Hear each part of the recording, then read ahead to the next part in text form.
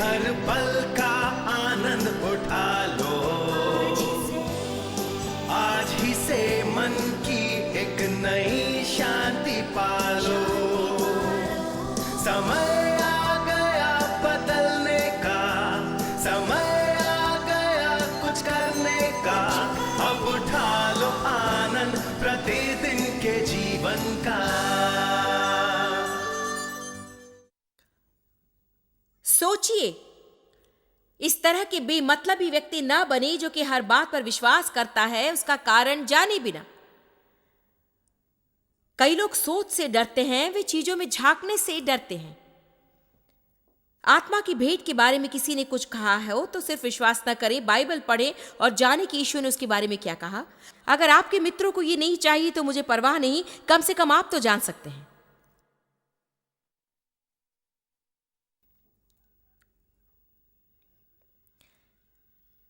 एक बात अच्छी तरह से जान लीजिए कि स्वर्ग में बैप्टिस्ट खंड नहीं होगा, मेथोडिस्ट खंड नहीं होगा, लूथेरान खंड नहीं होगा, पेंटेकॉस्टल या कैथोलिक खंड नहीं होगा।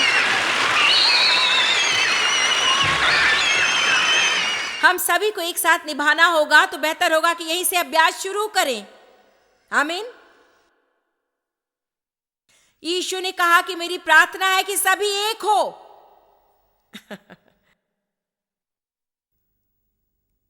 प्रभु दया करो। सोचिए सोचिए, लोग क्या खाते उसके बारे में भी नहीं सोचते। खाने की चीज देखिए और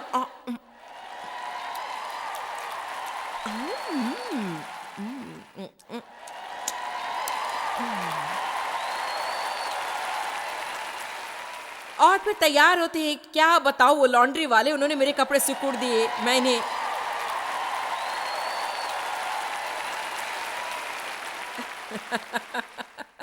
सोचिए। मैं नहीं जानती, नहीं जानती आज आप क्या करने वाले हैं, मैं नहीं जानती आज आप क्या करेंगे, इसके बारे में क्या सोचते, मैं नहीं जानती आप क्या सोचते हैं। देखिए, मैं बहुत ही निश्चित व्यक्ति हूं, जो सोचती हूं मैं जानती हूं, और मेरे विचार से वो बुरा नहीं है, मेरे विचार से ये अच्छा है। हमें इतना संकीर्ण प्रवृत्ति का नहीं होना चाहिए जहां दूसरों की बात ना सुने, लेकिन लोग आपसे, आपका किस पर विश्वास है, आप क्या कर सकते हैं, क्या नहीं कर सकते, क्या पा सकते हैं, क्या नहीं पा सकते, क्या पहन सकते हैं, क्या नहीं पहन सकते, ये नहीं कहने पाए। हालेलुया।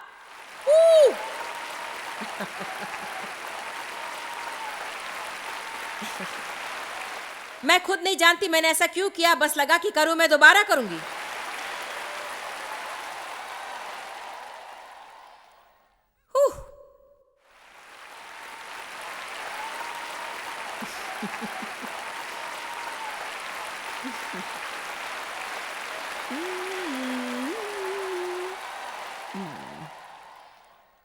हमारे युद्ध के हथियार विषयासक्त नहीं, परंतु परमेश्वर के गढ़ों को तोड़ डालने के माध्यम से, कल्पनाएं, तत्व और तर्क को निकाल फेंकने से शक्तिशाली हैं।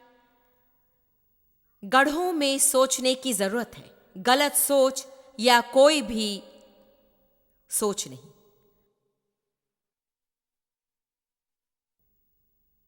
गढ़ों को ढाने में न सिर्फ युद्ध वरन कुछ कठिन निर्णय भी लेने पड़ते हैं, और इन गढ़ों को ढाने का सबसे कठिन निर्णय है उसे छोड़ दे जिसे प्रभु ने छोड़ देने को कहा।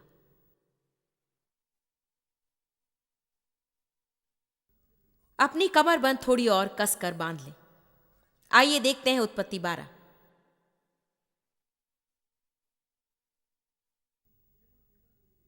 हमें अपनी भावनाओं की जकड़ से पीछा छोड़ाना चाहिए। उत्पत्ति 12 1 से 3 तक।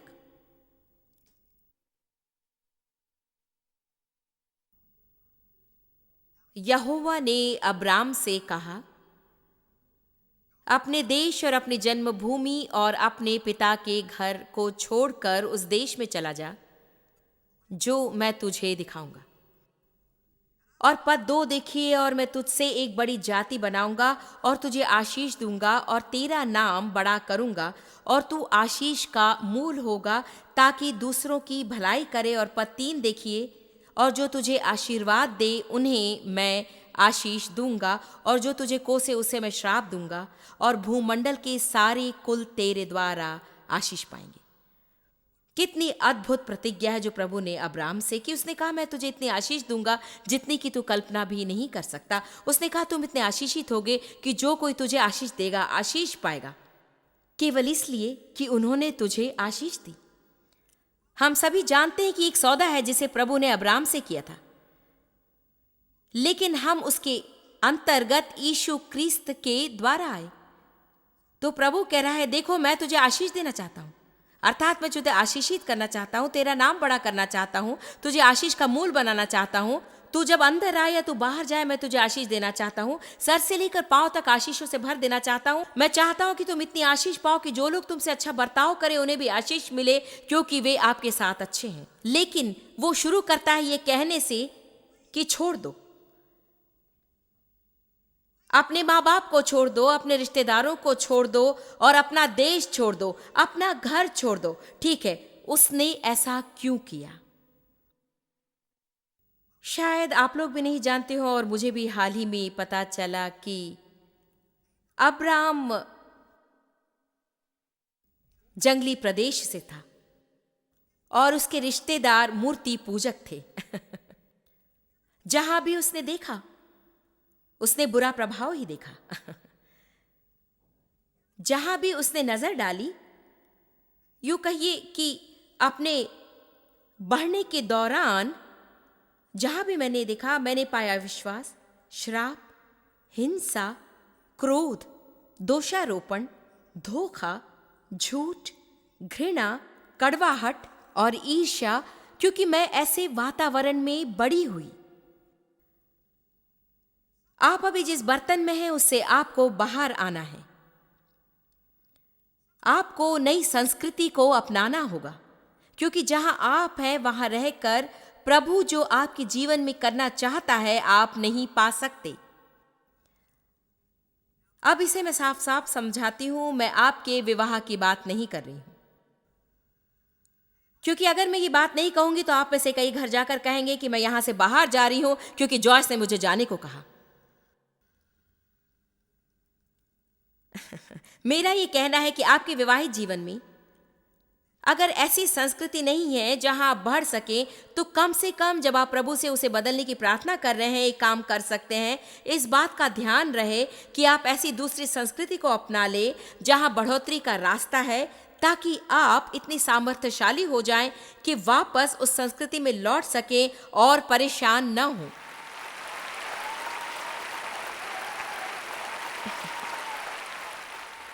शायद आप इतने खुश नहीं, क्योंकि आप में से कई कहना चाहते हैं कि यहां से बाहर।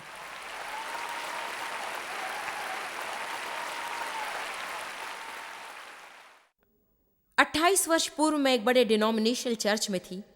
उन्होंने मुझे प्रभु की महिमा द्वारा उद्धार पाने की उत्तम और ठोस नींव डाली। मैं इसके लिए आभारी और धन्यवादित हूं। लेकिन मेरी इतनी सारी समस्याएं थी और उन्हें हल करने की कोई भी कोशिश नहीं कर रहा था। कोई मुझसे मेरी मनोवृत्ति के बारे में नहीं कह रहा था। मेरे अंदर जो चल रहा था उसके बारे में कोई नहीं समझा रहा था। बीती बातों का घाव मेरे अंदर ऐसे भर गया था कि इसके विषय दूसरों से बात करना मुझे नहीं पता था। लेकिन प्रभु ने 1976 में मेरी कार में मुझे स्पर्श किया। मैं पवित्र आत्मा से भर गई और इतनी उत्साहित हो गई, यीशु के प्रति इतनी प्रोत्साहित। और बुजुर्गों ने मुझे और डेव को और भी दूसरे लोगों को जिन्होंने पवित्र आत्मा का बपतिस्मा पाया बुलाया और कहा इस विषय के बारे में तुम्हें चुप और शांत रहना है, नहीं तो तुम लोग यहां नहीं रह सकते हो। जानते मेरी समझ में क्या रहा है? प्रभु को मुझे उस संस्कृति से बाहर निकालना था ताकि मैं वो बन सकूं जो प्रभु चाहता है कि मैं बनूं। आज मैं आपको आपकी कलीसिया छोड़ने को नहीं कह रही, लेकिन अगर आप ऐसी जगह पर हैं जहां आप जाना नहीं चाहते और उसके पूरे होने तक रुक भी नहीं सकते, तो फिर क्या फायदा? स्वर्ग में कोई समय की घड़ी नहीं है जहां आप रविवार सुबह आने और जाने का हिसाब रखें ताकि आपको ब्राउनी पॉइंट्स और कैलेंडर में स्टार्स मिले। प्रभु हृदय का प्रभु है, हमें वहां जाने की इच्छा होनी चाहिए, न कि वहां जाने की प्रतीक्षा करना। जब वो खत्म हो जाए तो हमें दुख होना चाहिए और हमें बढ़ना है, हमें शिक्षित होना है। जहां हम जाते वहां हमें सक्रिय रहना है। और अगर आप ऐसी जगह पर हैं जहां बढ़ोतरी में मदद नहीं मिल रही तो दूसरी जगह चले जाइए।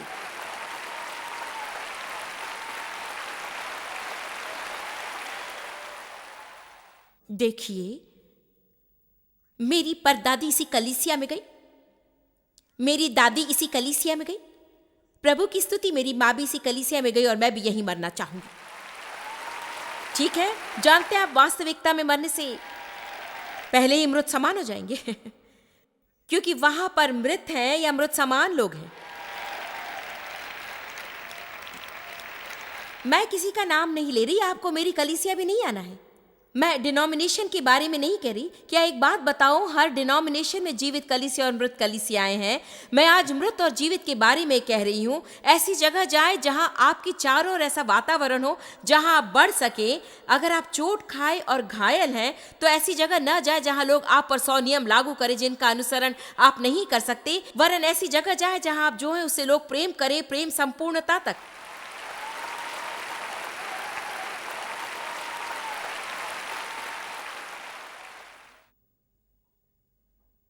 प्रभु ने यह महत्वपूर्ण कथन मुझे दिया, छोड़ दें और आशीष पाए या रुके रहें और बखेड़े में पड़ जाएं। प्रभु अब्राहम के लिए कुछ करना चाहता था। मैंने यहाँ ऐसा कुछ देखा जिसे पहले नहीं देखा था। उसने कहा, जो मैं तुम्हारे जीवन में करना चाहता हूं अगर उसे करूं तो तुम्हारी सोच को नया होना है, अपनी मनोवृत्ति को बदलना होगा। मुझे आपको ऐसी संस्कृति में लाना है जहां आपको नई सोच सोचने की सीख दे सकूं ताकि आप अलग तरह से बोल सकें। क्या आप इसे समझ रहे हैं?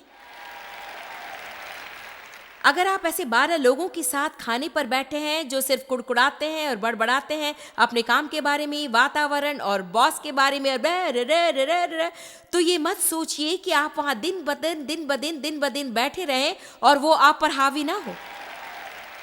देखिए, आपको अपना भोजन किसी और के साथ करना होगा। जानते हैं, मैं उन्हें शिक्षा देने की कोशिश करूं, ये अच्छी बात है। अगर आप किसी की सेवा कर रहे हैं तो वहीं रहिए। लेकिन जानते हैं मैंने अपने लिए क्या सीखा है? जब तक मैं अविश्वासियों पर प्रभाव डाल रही हूं तब तक सब ठीक है, लेकिन अगर उनका दुष्प्रभाव मुझ पर पड़ रहा है तो मैं बाहर। आपका प्रभाव उन पर पड़ना चाहिए, न कि उनका आप पर पड़े। जानते हैं मैं क्या सोचती हूं? मैं ये सोचती हूं कि बहुत से मसीही उसे बहाने के रूप में प्रयोग करते, क्योंकि वे जहां है वहीं रहना चाहते हैं और उसे तोड़कर कहीं और जाना नहीं चाहते। इसीलिए वो एक बहाना बनाते हैं कि देखिए, उनकी मुझे सेविकाई करनी है तो ठीक है, कीजिए। आमीन। आप मेरी बात समझ रहे हैं ना? अब्राहम को अपना माहौल बदलना था। माहौल जितना हम सोचते उससे अधिक हम पर प्रभाव डालता है।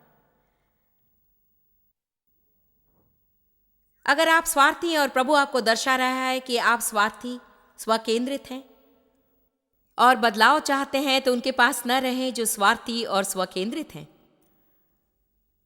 अपने जीवन में 3 या 4 ऐसे लोगों को ढूंढिए जो मौलिक देने वाले हैं। अगर आप हताश हैं, किसी हताश मित्र के पास न जाए जहां आप सिर्फ अपने हताशता के बारे में ही चर्चा करें। जाइए और किसी ऐसे को ढूंढिए जो बहुत ही क्रियाशील हो और हर दिन का आनंद पार्टी समझकर उठाता है।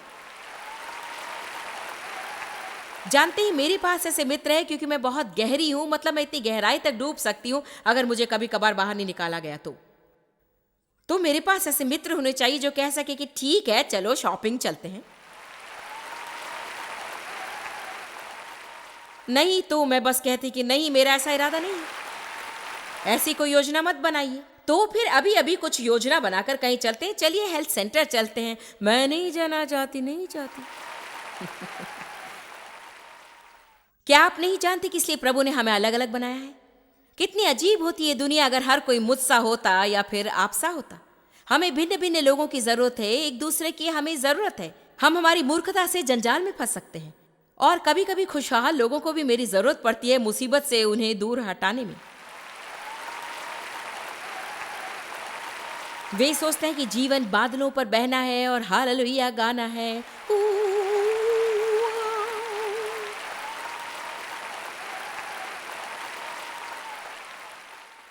कुछ घंटे खरीदारी ठीक है, लेकिन 3 हफ्ते लगातार खरीदारी मैं नहीं कर सकती। दूसरे काम करने हैं, किसी को तो काम पर ध्यान देना है। आमीन। आप किसके आसपास हैं? आप जिसके आसपास हैं वो जो आपको चाहिए दे रहा है। यदि आप जो चाहते हैं आपके कर्म से उत्पन्न नहीं होता तो एक बदलाव कीजिए। यदि उनकी भावनाओं को ठेस लगी तो अच्छा, यदि वे आपको मिटा दे तो आपके आसपास जितने भी लोग हैं वे सिर्फ ऊर्जा चूसने वाले हैं। आपके जीवन में कुछ दे नहीं रहे हैं, वरन जीवन से सब कुछ चूस रहे हैं। आपकी खुशी चूस रहे हैं, आपके सामर्थ्य चूस रहे हैं, आपका पैसा चूस रहे हैं, आपका समय चूस रहे हैं, आपकी शक्ति चूस रहे हैं, और अपने और आपके लिए कुछ भी नहीं कर रहे हैं। वे सिर्फ चूसने वाले हैं।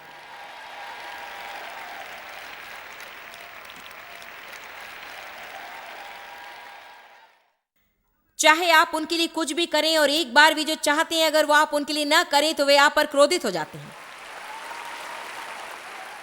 अगर नहीं जानते कि मसीह में आप क्या हैं तो उस कूड़े कचरे को आप पर अधिकार और नियंत्रण करने देंगे। आमीन।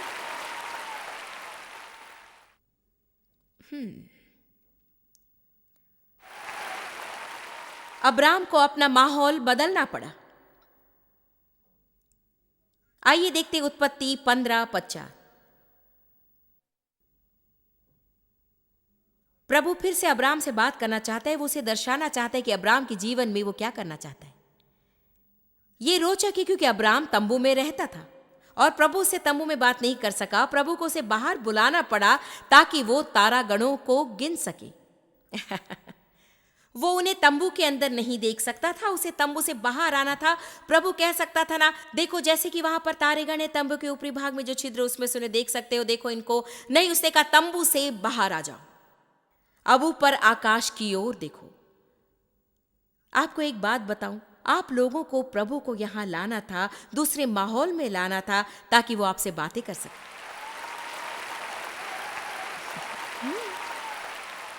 आपको आश्चर्य होगा जब आप दूसरी जगह जाकर चीजों को अलग तरीके से देखेंगे। कभी कभी आपको जहां है वहां से दूसरी जगह जाना पड़ता है, कारण ना भी पता हो तो भी आपको जाना पड़ता है। आपको आश्चर्य होगा कि जब आप अलग दृष्टिकोण से देखें तो चीजें कितनी अलग दिखेंगी। देखिए, मैं हर सुबह घूमने जाती हूं और हमेशा एक रास्ते पर ही मैं जाती हूं। मैं जाते समय सड़क के जिस ओर से जाती हूं, लौटते समय भी सड़क के उसी ओर से वापस आती हूं। मैं हमेशा सड़क की एक ही ओर जाती हूं, फिर घूमकर वापस आ जाती हूं। खैर, दूसरे दिन घूमते समय मैंने सोचा मैं सड़क की दूसरी ओर जाऊंगी।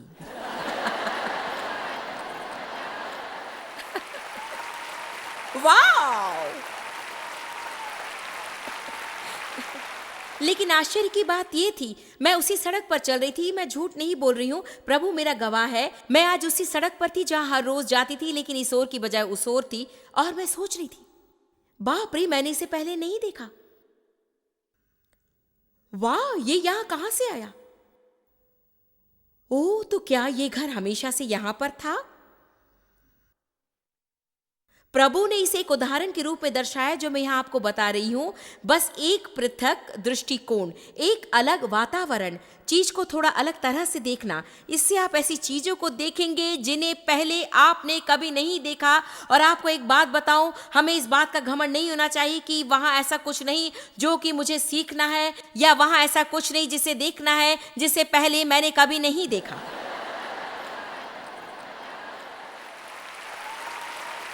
मेरे विचार से आप अंत में कुछ सीखते हैं जब जान लेते हैं कि आप कुछ नहीं जानते और उस हर दूसरे की बात सुनने को तैयार हो जाते हैं जिसमें थोड़ी सी बुद्धि हो।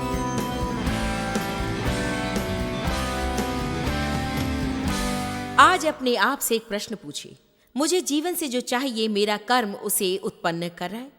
यदि आपका उत्तर है नहीं, तो आपको कर्म बदलना चाहिए। आज कार्यक्रम में हम कुछ सामग्रियां प्रस्तुत कर रहे हैं जो आपकी अवश्य मदद करेंगी। मुझे प्रतीति है कि हम अक्सर बुरे चुनाव करते हैं जिनका बुरा प्रभाव हमारे जीवन पर ही नहीं पड़ता, वरन आने वाली पीढ़ियों पर भी पड़ता है। आप जितना जानते हैं उससे भी अधिक आप हमारे लिए जॉइस मेयर मिनिस्ट्रीज एशिया में महत्वपूर्ण है। हम आपकी सराहना करते हैं। आप सौभाग्यों का धन्यवाद देते हैं कि इस संसार भर की सेवकाई को आप सफल कर रहे हैं। एक साथ हम भूखों को भोजन, गरीबों को कपड़े दे रहे हैं और पूरे संसार में सुसमाचार प्रचार कर रहे हैं। हमसे आज ही संपर्क करें या लॉग करें jmmindia.org। अपने प्रार्थना निवेदन भेजें, हमारे स्रोत के विषय जानें, जॉइस की सभाओं के विषय जानें और जैसे हम पूरे संसार में मसीह के प्रेम को बांटते हैं तो आप हमारे साथ सहभागी हो जाएं।